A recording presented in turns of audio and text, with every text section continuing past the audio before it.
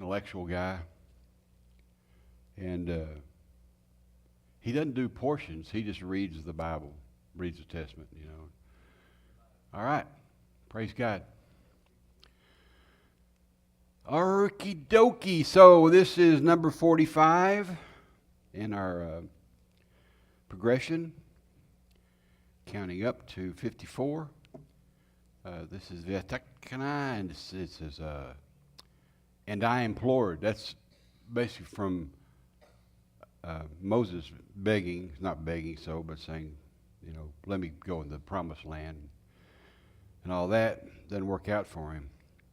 So Deuteronomy 3:23 2 and through 7:11, and Isaiah 40 1 through 26, and Luke 3 2 through 15, which is not the best one, so there's some other ones in here that we picked up. First, let's remember something. There's a lot of amazing, awesome, wonderful hidden treasures in this portion. In Deuteronomy, to begin with, Deuteronomy overall is a great portion, a great book. And but because all you people on the internet aren't here, you're not going to hear all the tidbits that we give away at Roundtable. In fact, I've purposely left some off of here, so maybe you folks at home would get interested, get off your butt, and come up here, because we miss you, and we'd love to see you again. All right, let's begin.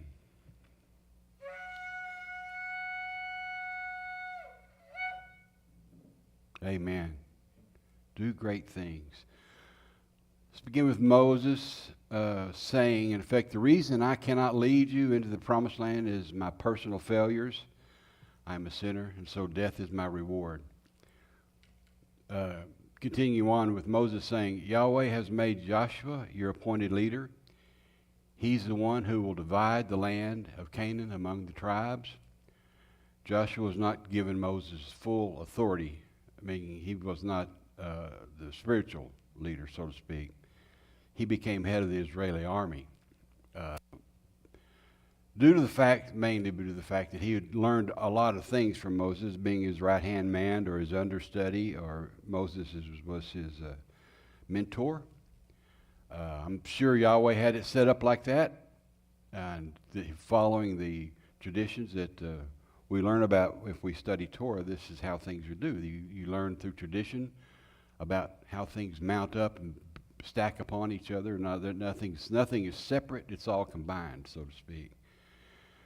Joshua did not become the replacement mediator for Moses. Not even the high priest was bound to Joshua. The high priest did not answer to Joshua. Of course, he answered to Yahweh, which is what Aaron had set up. And there would not be another mediator in the order of Moses for almost 1,300 years.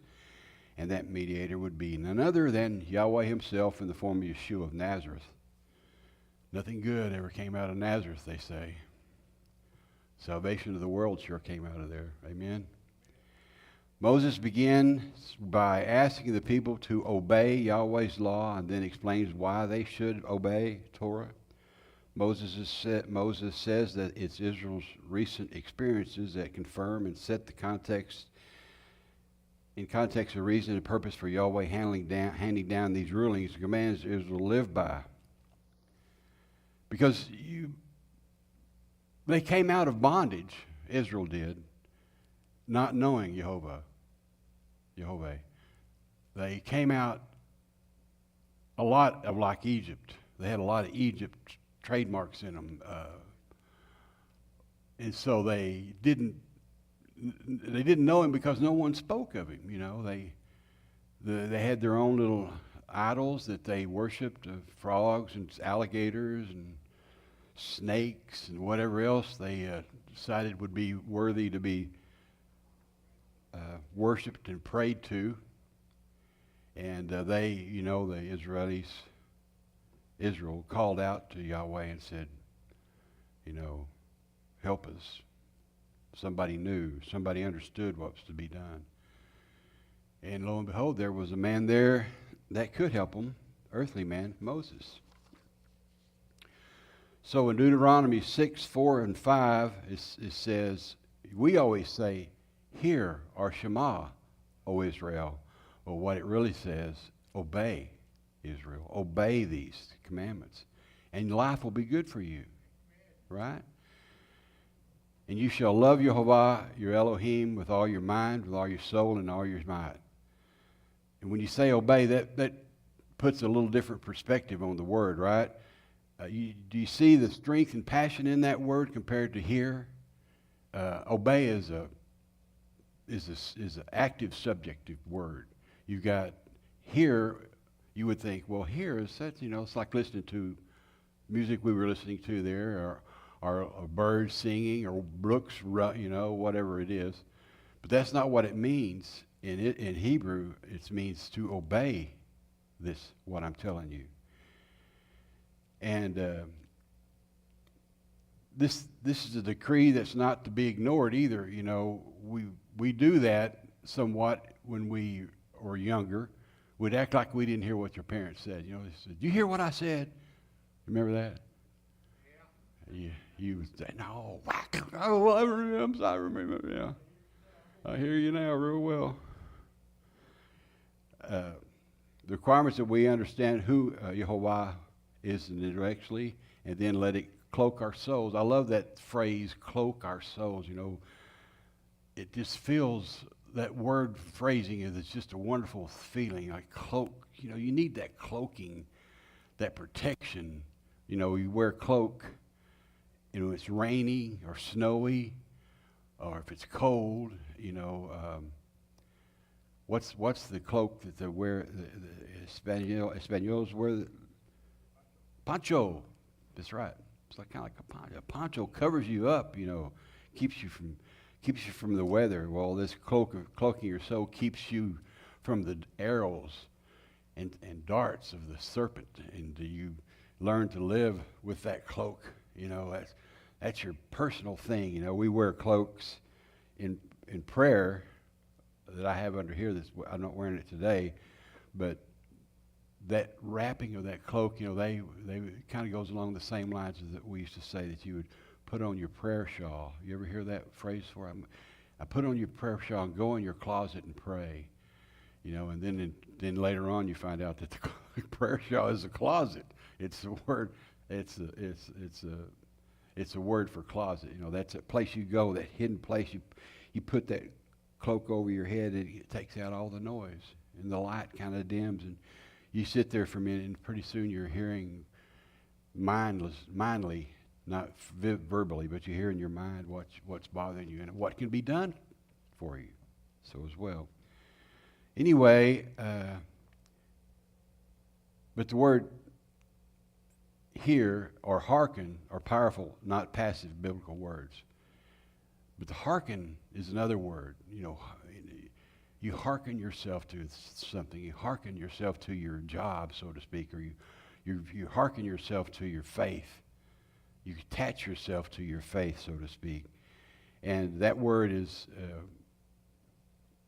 it's not so much an older word that you never hear much of anymore, but it's used a lot in songs, psalms and songs, to convey to you the earnestness of the word, right? It's just hear, hearken, means go to it, so to speak. There's the second thing that we talk about a little bit sometimes, is say, Mickey, here I am, Lord. That phrase, here I am, Lord, is kind of like hearken. Here I am, it means here I am. I'm ready. Here I am, I'm ready. So remember those things when your prayer time comes up. And we find those same words, the same intent in the New Testament as well. Matthew 22, 34 through 40. It says, but the Pharisees, having heard that he had silenced the Sadducees, were gathered together, and one of them, one learned in the Torah, did question, trying him, saying, Teacher, teacher, which is the greatest command in the Torah? And Yahweh said to him, You shall love Yud-Heh-Vav-Heh, your Elohim, with all your heart, with all your being, and with all your mind. This is the first great command. And the second is like this: you shall love your neighbors as yourself. On these two commands hang all the Torah and the prophets. We talk a little bit about that, and this is the deal that I'm not going to explain to you now because you're not here. You don't deserve to hear it if you're not going to show up, right? But you're going to sit in your house and listen to this and take it all in. That's a wonderful thing too. But if you're not up and about and moving with your brothers and sisters, what do you have? Anyway, so these next ones is 11 commandments, not the 10 suggestions. I say 11 commandments. I was trying to figure this out and talking to Rick a little bit about it this morning. They break these commandments down differently in the true Hebrew. I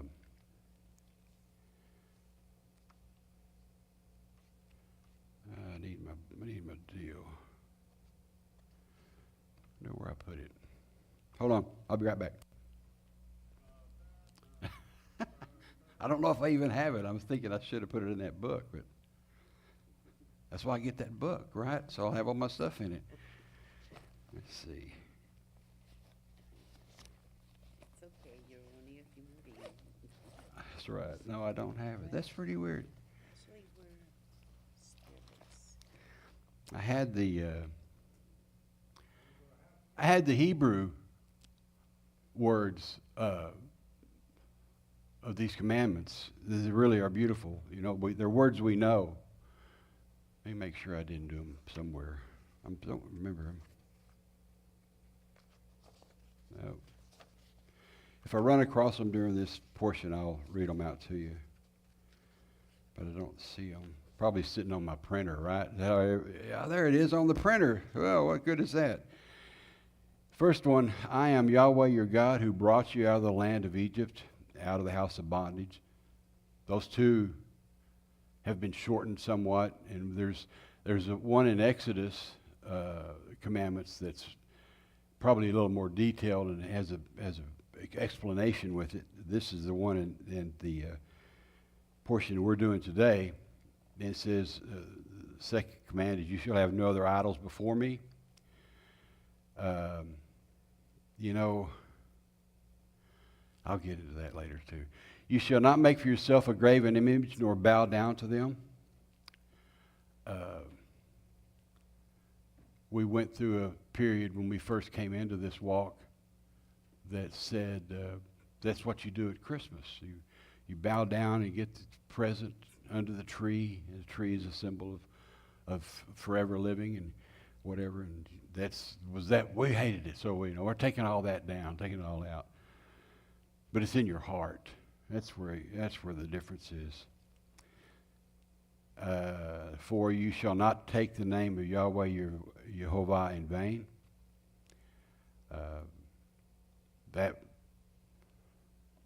That's not what you think it is. It's not cussing. When you take the name of Jehovah, and use it for something, like you say, I make a vow in Yahweh's name. We've talked about this before. I make a vow in Yahweh's name, and then you don't fulfill that vow. That's what we're talking about. That's when you've taken his name in vain. You're just using it casually, offhandedly using that remark from time to time to think it gives more oomph to what you're saying, and that you've got God's approval on this thing, but you don't. God will make the oath for you if it's to be. Remember the Sabbath day to keep it holy.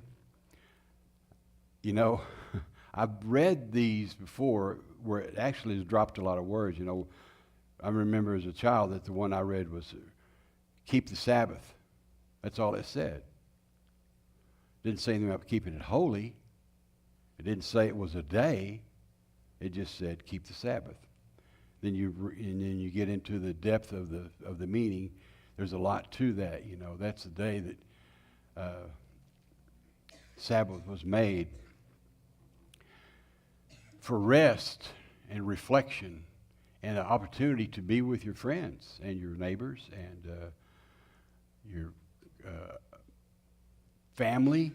You know, the amazing thing is living in Israel is so much different in that respect that when Sabbath begins, you know, there's a big party at that night on Eve, and every family has this party, and you're just waiting for the people to come in so you can talk, and hug, and start drinking wine and whatever they do. And then the next morning you get up and you prepare yourself. You have made preparations the day before, so you don't take your mind off what the Sabbath is. If you get up and go, I've got to peel the potatoes, I've got to slice the roast, and yada yada, I got all this to do. And what you should be doing is thanking Yahweh for this day of rest, right? And if you're on a farm, you've got to do a little bit. You've got to feed the cattle, but they get to rest, and the horses and the sheep and everything. They get to rest. They're not being put to work that day. And the servants, of course, that work for you, if you're rich enough, in this timeline they talked about this a little bit, you would say, well, your slave gets a day off, and your person is just staying with you from another area that's just traveled in the day, they get the day off. So the Sabbath, that's to keep it holy. And to keep it holy is to think about what it is the Sabbath is doing for you. And the Sabbath is doing all the things you needed to refresh and reload for the week.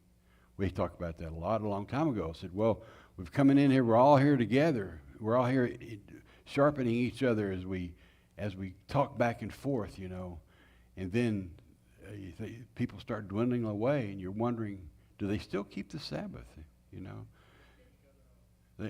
Huh? Lift each other up. Keep them in prayer. If they've got injuries, you heal with them. You work with them. If they've got broken hearts, you stand for them and take their grief with you and help them get past those points, you know.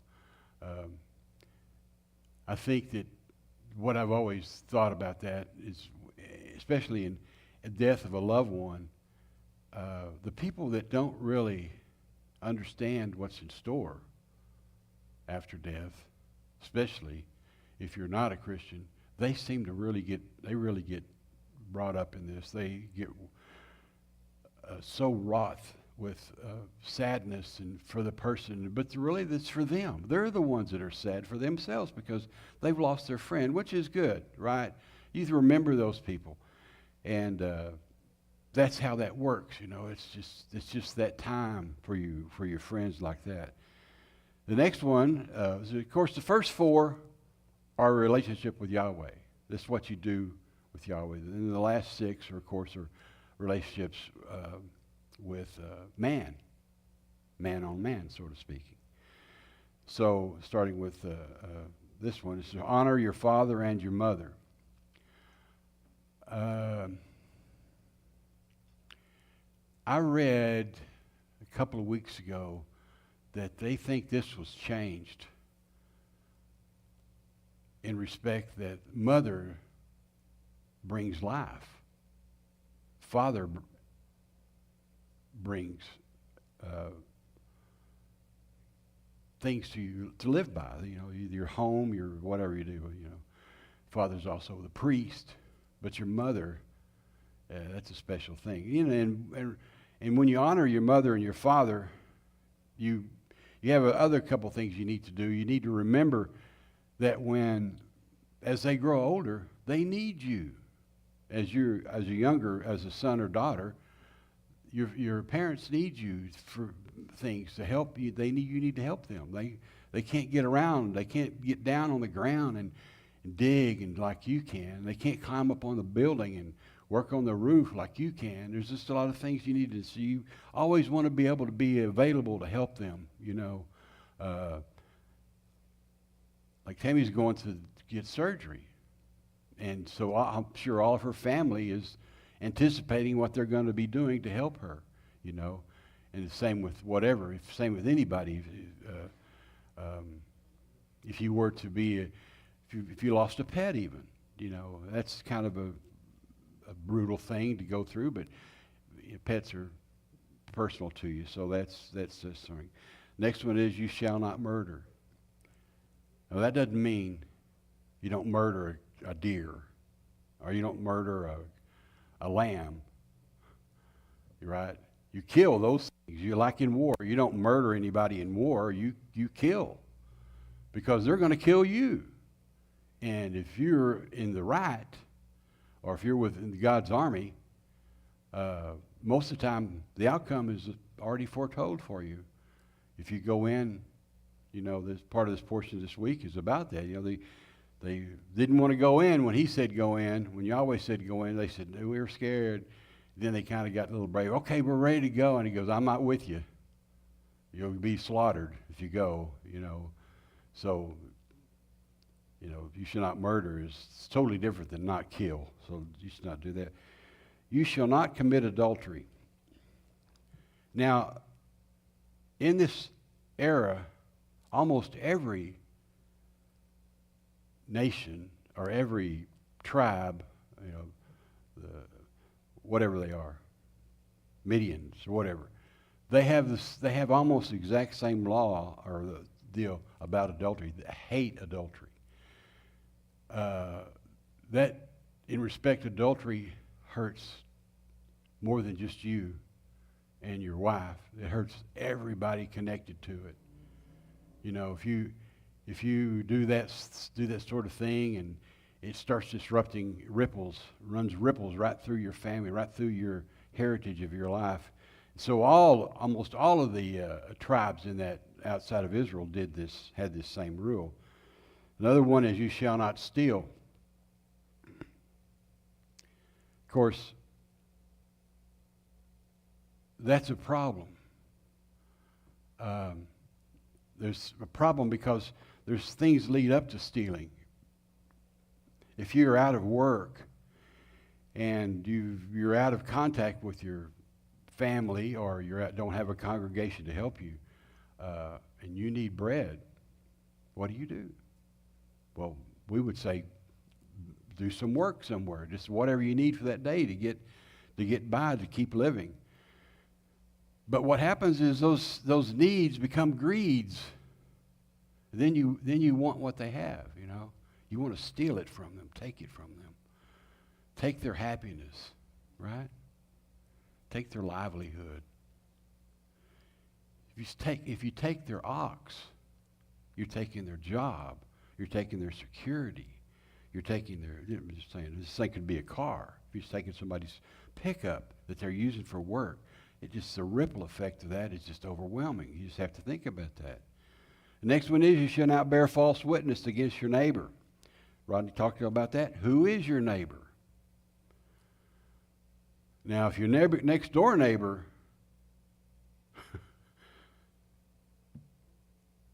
if you're bearing false witness against your next door neighbor, you don't have much of a friend, next door neighbor, if you've got a false witness for that. But if you're asked to go before court and bear false witness, that's one thing. But if you're bearing false witness to your friends about somebody, right? If you're making up things about them, or telling things out of hand so that they become less in the eyes of the person you're talking to, you're stealing their thunder, so to speak. You're stealing their livelihood about how they got to where they are. You know, they go, well, he stole this, he did that. Well, you know, that's false witness. You can't do it. And that's the law in our courts. If you bring a false witness, or you bring a false testimony, perjury is a severe penalty, and it should be. The last one is you shall not covet. We always think of that. You shall not covet your neighbor's husband or your neighbor's wife. But what that really means, don't covet their house. Don't covet what they have. Don't covet that. Make it yours. Make yours like that. You know, that's the thing, is that when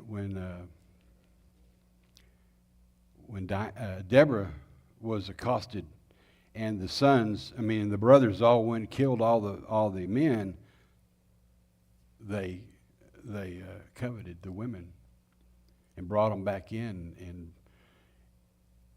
and seeing the falsity in that thing. That's when trouble starts for them, I believe.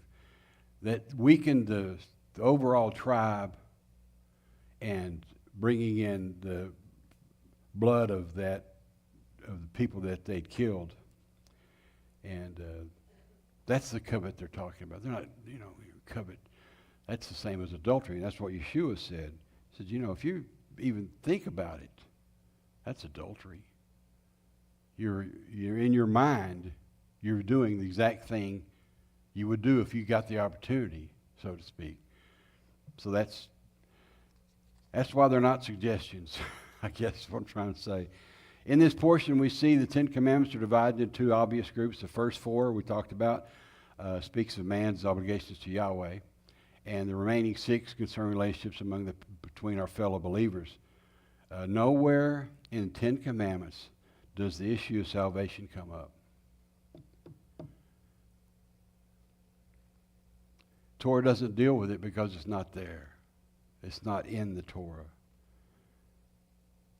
We see Paul explaining that Torah could not save. He was telling the Gentile listeners not to go seeking out Torah as an alternative to do what only the Messiah could do. You can't replace what he's doing. You can't work your way in. You can't show him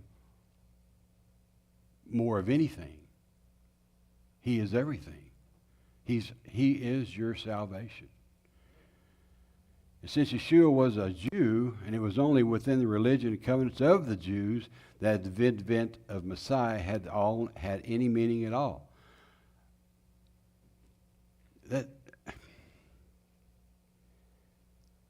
if Yeshua had come back as a Midianite or whatever, or a Muslim or something, we wouldn't think anything about it. We wouldn't know anything about it. But he came back to his brothers. He came not but for the lost tribe of Israel. That's right. We're lucky he got in there. We're lucky we got in there. I've always said that. It's a choice. But we're also chosen. But it's a choice you make, and if it's a stand-up thing too. You don't you make it public. That's another good thing. There's people going to watch you now. They're watching you now. You committed yourself to Christ. You got to learn his ways. You got to be him. He does train you. So that's why I say you got to cover the mimic the Jews. They obeyed the apparent truth of Torah. That's how they thought they could get to heaven, but just by doing Torah, which was not going to happen. But they weren't concerned with that. Their whole meaning of their life was how they could please God, how they could keep that relationship open. Being 101, you couldn't, there was all sorts of ways to get back into fellowship with Yahweh through sacrifice and whatever. And if you didn't have that, you were kind of like lost. You'd lose part of yourself. If you think about it, if you were part of the troop that heard the voice of God, you would easily understand the mightiness of Yahweh. But if you were explaining that to somebody watered down over the years, you would get 4,000 years later and somebody saying, they heard his voice. And you go, well, so what, But can you imagine? Can you imagine what that's like, to hear the voice of God? Now this is the commandment. These are the statutes and judgments which your Yahweh, your God, has commanded you to teach. That you may observe them in the land which you're crossing over to possess, that you may fear Yahweh, your God, to keep all of his statutes and all of his commands. I know I say this a lot about when we say that phrase there, the fear, this respect. It is. It is fear and respect. But the main thing is, don't forget, he's an awesome God. And if you don't have some fear of that, you're probably not really paying attention to what he's done. First off, he made the universe. And I haven't been able to make one. He made a tree. I can't even make a tree, right? And the best one is he made dirt. That way. Yeah, keep your own dirt. I remember that's a funny. So he says, therefore, Shema, Israel, O Israel, and be careful to observe it, that it may be well with you, that you may multiply greatly, as the Yahweh of your fathers has promised you, a land flowing with milk and honey. That's, that's the first time when I was a little boy that I really understood the word, the indifference of using words for symbols. Because I had imagined, I said, asked my grandmother, she was a nice Jewish lady, and she said, now, Michael, you know that's not really milk and honey. And I thought it was. I said, how did they do that, grandmother? How did they? And that was, grandmother that was her name. That was grandmother. It wasn't grandma or granny. It was grandmother. And that's the same thing that Grace did when we had grandchildren. She said, now those grandchildren are going to call me grandmother, and they're going to call you grandfather. And we'd all had, what do y'all call your grandparents? Peepaw, Meemaw, stuff like that? Huh? Paw, that's another one. Now this is the commandment. The written Hebrew is definite here. Moses called attention to the commandment. In the following verses, Yahweh reduced the law to one ruling principle, one commandment which encompassed all the commandments, that your days may be prolonged, that it may be well with you. If you do these commandments, your days will be prolonged. That was what they hoped for. They didn't understand. Now, let me explain something. There were other societies in that time that believed in resurrection, that believed in an afterlife. You've seen on Nova where they dig up a tomb and it's got all these little pets that have gone with them and replicas of their gods, and actually their wives and kids are in there. Because they're all going to go to the promised land. It wasn't called promised land, what it did. So it wasn't unknown to them.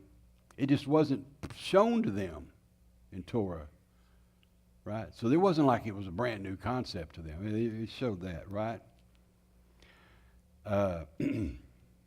Israel's fate rested in the obedience of this one great command, that if they obeyed Torah, their life would be long and filled with blessings. If they did not obey, they expected to be cursed by Yahweh.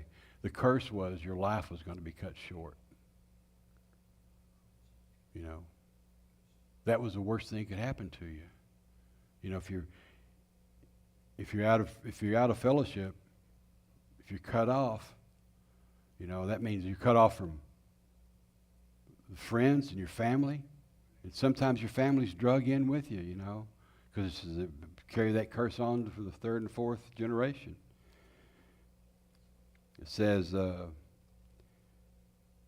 as Yahweh did with Egypt, he will do with us. He will do to us. Deuteronomy 6:4-5 is actually the Shema. It says, hear, O Israel, Yehovah your God, Yehovah is one. One is Echad. You shall love Yehovah your God with all your heart, with all your soul, and all your might.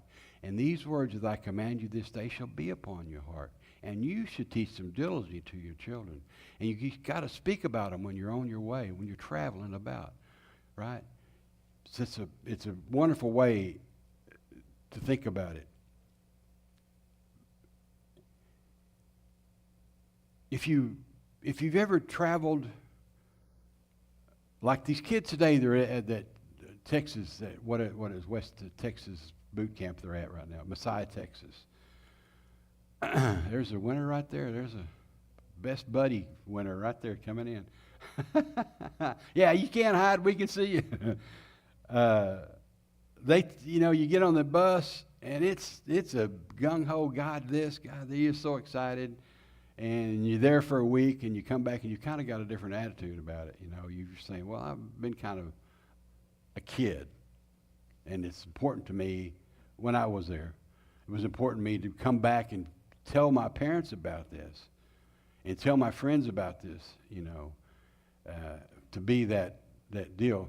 And I know there was a lot of times when we'd rededicate our lives. We'd go to the next camp and rededicate our lives, like what. And I told you about the time I went to that New Life or Young Life concert out at the Coliseum, and they gave the altar call, and I was with all my friends with me. I'm embarrassed, I need to go. I feel like I called to go out there. I don't really want to go. I'm just going to stay right here. And I'm walking down there, and I get down there, and I'm being real still and look up, and there's 3 of my friends over here and a couple more over here, and they're all going, "What are you doing up here? What are you doing up here?" I said, "You can't do that." Anyway, that infiltrates your soul, cloaks your soul. How cool is that? All right. In Hebrew, these verses are known as the Shema. It's a classic Hebrew confession of faith, describing who Yahweh is and what our duty is towards Him. This is the essential truth about Yahweh. He is a being from another dimension, if He is even a being, and not some sort of like a force, a vague force, like a pressure weight upon you. It's just He is Yahweh. He cannot be represented by some sort of image, since Yahweh is one. There's only one. He's not Baal. He's not Asherah. He's Yahweh. They are not anything but a construct of men. Rick's teaching me some different things about this, but basically overall, when you decide that an alligator is a god, that's a construct of man. I think, in the counsel of the Lord, whatever that pertains to is different. In the mind of the many Jewish people, those verse alone disqualified the New Testament teaching that Yahweh is God. Yeshua is God. The New Testament teaches of the Trinity, that there is one God existing in 3 persons. They hate that. The Jews hate that. They don't want to hear it. That's why they used to have a deal where if you went to Israel, if you went to the Western Wall, you weren't allowed to proselytize. You weren't allowed to try to convert anybody to Jesus.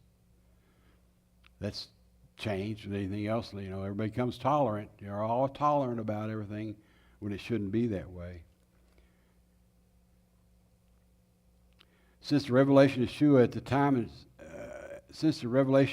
at times and places, Jewish believers said the Shema together. They still do. And when the word Akkad was said, they loudly and strongly repeated the word Akkad for several minutes.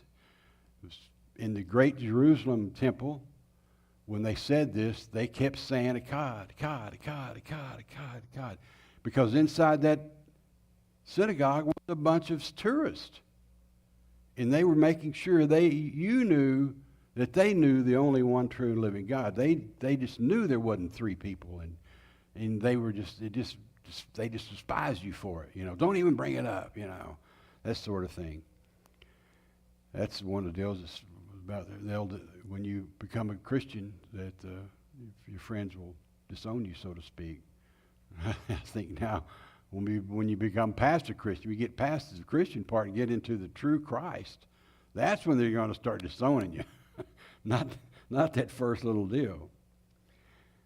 But it was kind of like a rebuke to Christians who believed in Trinity. There's no salvation other than Christianity. I don't care what they say to me or you.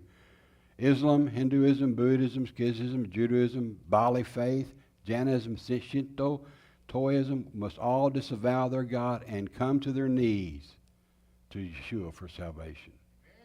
They've got to disavow and reject everything that they've known and come to the feet of Jesus. And glory, and yeah, God be the glory. You know, it was easier for us because we didn't have all those trails of things. But we've built those trails. You know, we built those fences behind us when we were young and starting out. And as Christians, you know, you can eat pork. They took it out. And then you read that. It's in there. And you say, well, I will eat it, and then you don't. You know.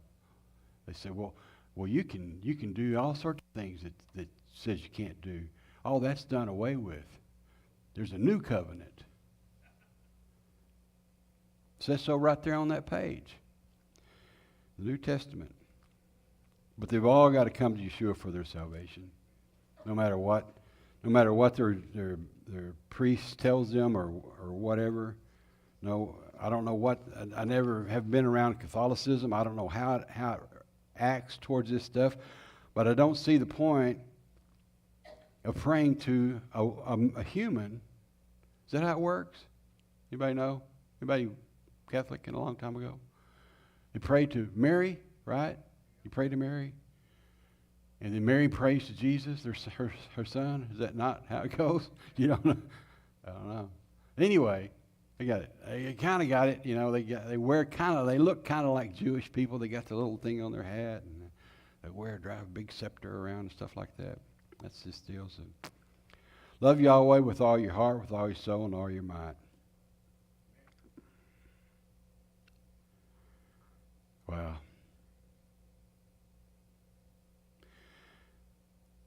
Knowing who Yahweh is enables us to act towards Him rightly. Act rightly. You know.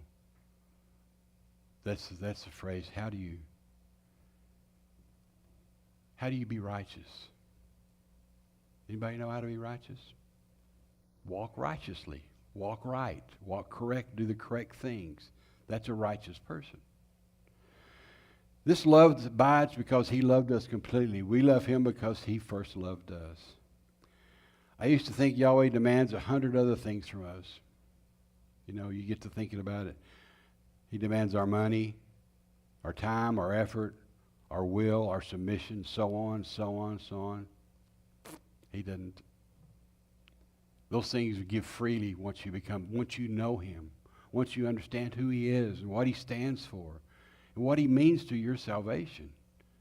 Those things don't mean anything to you anymore. What you were so holding on to that, you know, that big diamond ring that, you know, you want to give your wife for marriage, and, you know, and yeah, you want to get that big car. It's not right.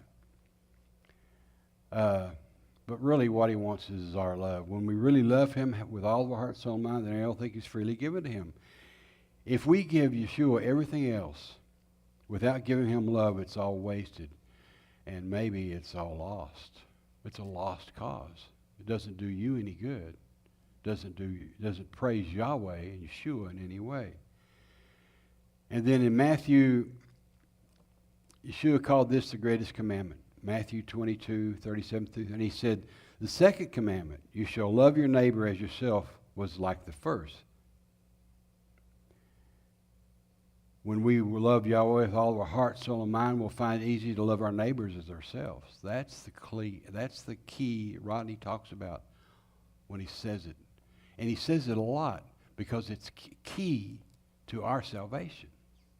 If we know how to love our neighbor as yourself, you know, have you ever tried to bite yourself till when you bleed?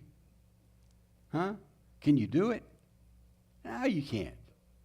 You'll stop before you get to that point. Well, if you're not bat crazy, but if you're a regular person, anyway. And, you know, when we love Yahweh with our heart, soul, and mind, we find it easy to love our neighbor as ourselves. And neighbor doesn't mean a physical person living next door. And isn't that funny that the exact things that he was saying today is in this drash? That's pretty amazing. And we haven't talked about it at all. And if you love them, you would wish for them salvation through our Messiah. Yeshua says He would pray that none would be lost. But there are, because we don't love others like Yeshua loves us. We have people in our family that are lost. close cousins, maybe even a brother or sister.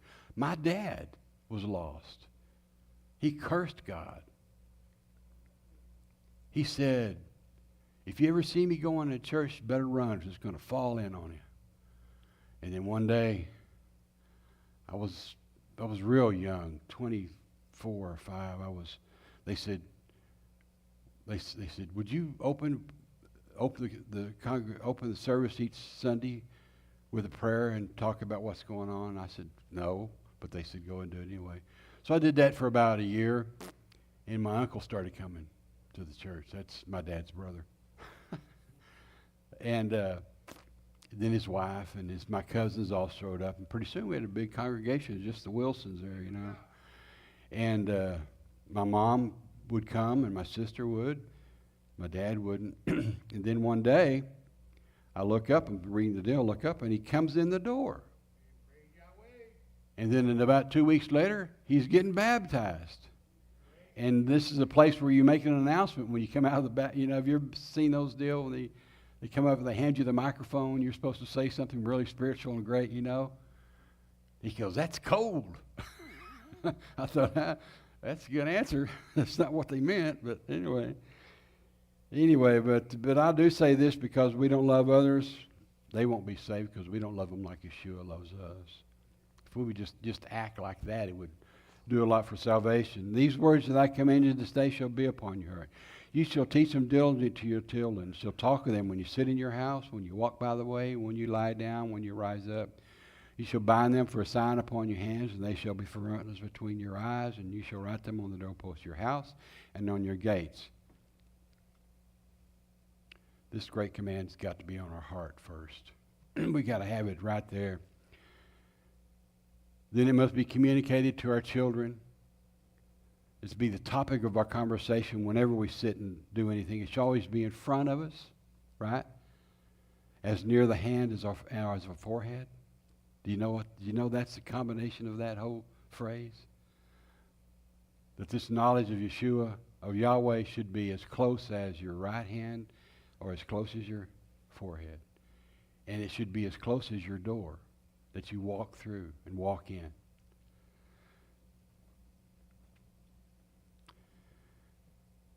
By the time Yeshua, the Jewish Jews based practicing wearing phylacteries. There was a young man worked with us over there in Israel, and it was his goal to have enough money saved up to buy a set of the phylacteries. And they were expensive. I mean, they were like a cheap set, $300 or $400. Anyway, I said, why do you think you need to wear them? Well, Yeshua wore them. And I said, can you show me where he wore those? Can you show me in the Testaments where he wore that? Well, that's just what the people tell me. I said, you don't know.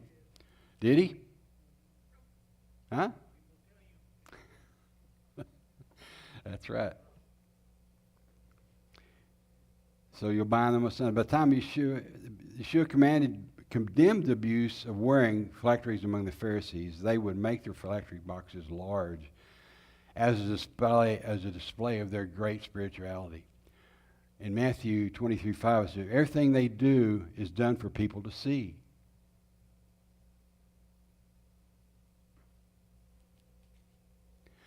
They make their phylacteries wide, and the tassels of their garments are long.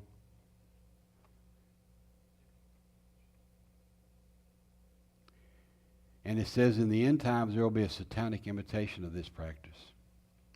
When the number of the Antichrist will be applied to either the hand or the forehead of all who will take it.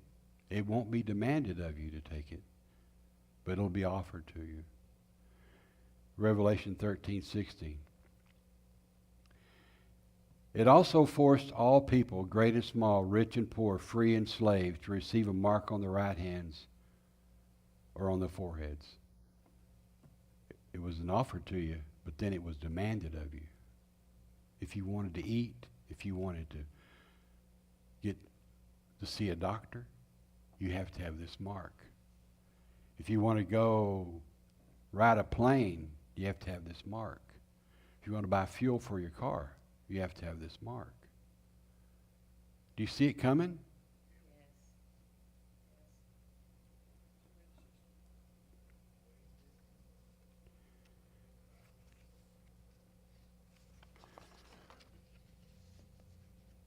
So it shall be when Yahweh brings you into the land of which he swore your fathers to Abraham, Isaac, and Jacob, to give you large and beautiful cities which you did not build, houses full of good things that you did not fill, hewn out wells which you did not dig, vineyards and olive trees that you did not plant. And when you've eaten and are full, then beware lest you forget Yahweh, who brought you out of the land of Egypt from the house of bondage.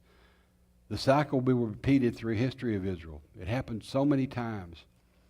They would prosper, and they would forget the blessings of Yahweh. Then he would allow the chastisement to turn the what do you call it when you turn back in Hebrew? Huh? Teshuvah. That's what they're talking about. They teshuvad, or they rededicated their lives.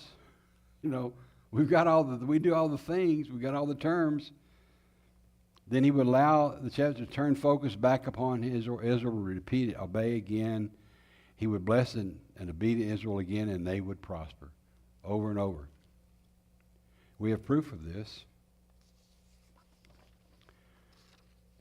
We usually fail to appreciate the danger of success, prosperity. We know there is danger in those things, but rarely think it applies to us. It's just a lot easier to forget Yahweh brought you out from the house of bondage when the good times are rolling in, money, cars, big homes, beautiful children, vacations. That's the time to give thanks to Yahweh, but we will eventually forget what he has done. We'll take credit for all the great and wonderful things, but the day is coming, says Yahweh, and you won't even have stale bread to eat. You will murder and eat your children like cattle. We will begin to worship false gods, make idols to look upon. Yahweh says to destroy the totems, and don't even take the silver and gold that are on them. Leave it, lest it be a detestable thing to you. You shall not bow down to them. Well, wait. You shall not make yourself an image, a form of anything in heaven above, like the stars, or on the earth, like a tree or anything, a cross, or on the waters below. You shall not bow down to them or worship them, for I, the Lord your God, am a jealous God, punishing the children for the sins of the parents to the third and fourth generations of those who hate me. That's the key. That doesn't go on if you love Yahweh. If you turn your heart back to Yahweh, you can break this curse. How about the little keychain with Magen David on it? Fish with 3 crosses in its belly. Do you have one of those? Do you have that little emblem? You know what I'm talking about? The fish has 3 little crosses in its belly. It's just the weirdest thing I've ever seen.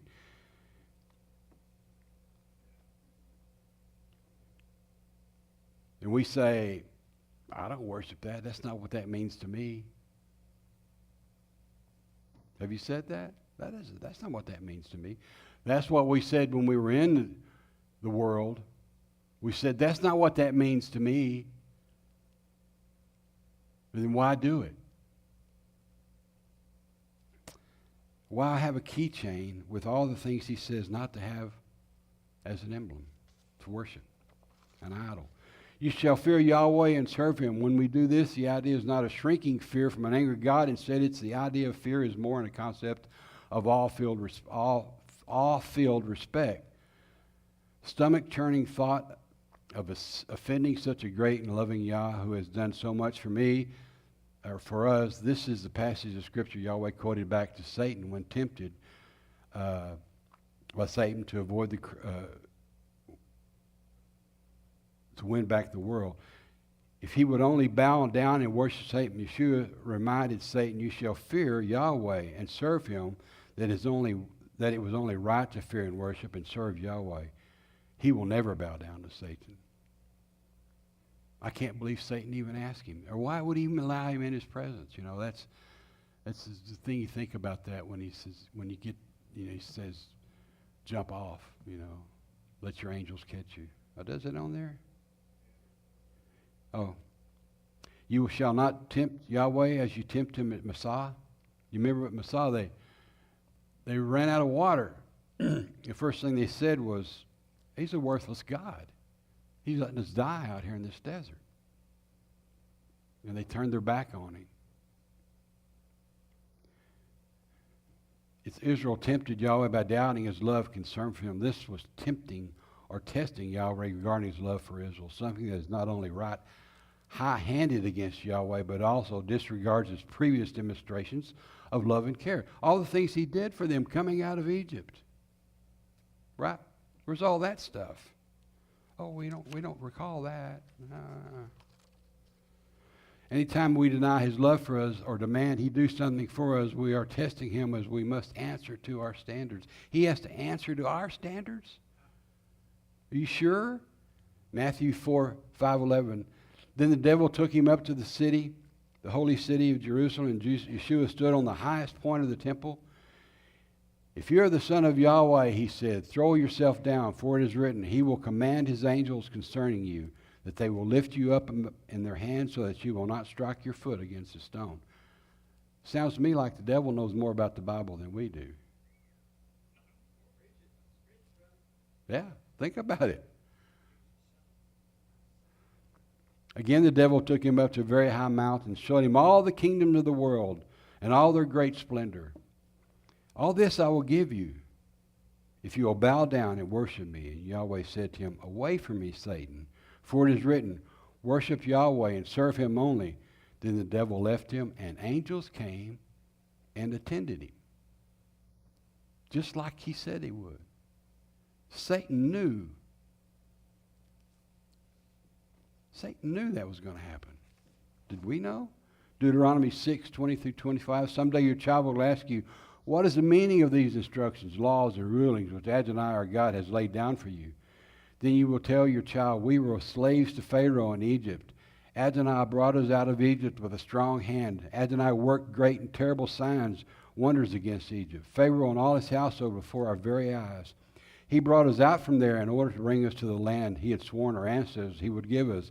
Adonai ordered us to observe all these laws, to fear Adonai our God, always be for our own good, so that he will keep us alive as we are today.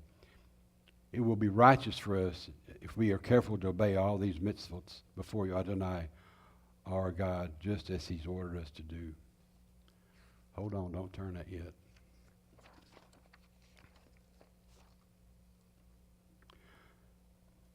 All right, next page. Someday your child will ask, what's the meaning of these instructions, laws, and rulings which Adonai has laid down for you? What will you tell your son? Son, I once was part of a great awakening in my spiritual and physical walk with Yahweh. And will your child say, I never knew you believed in God? And will your child say, I saw you in some photos laughing, singing, rejoicing with others as you sat in a cool-looking tent. How come we don't go get to do that? Play with the kids I see in the photos.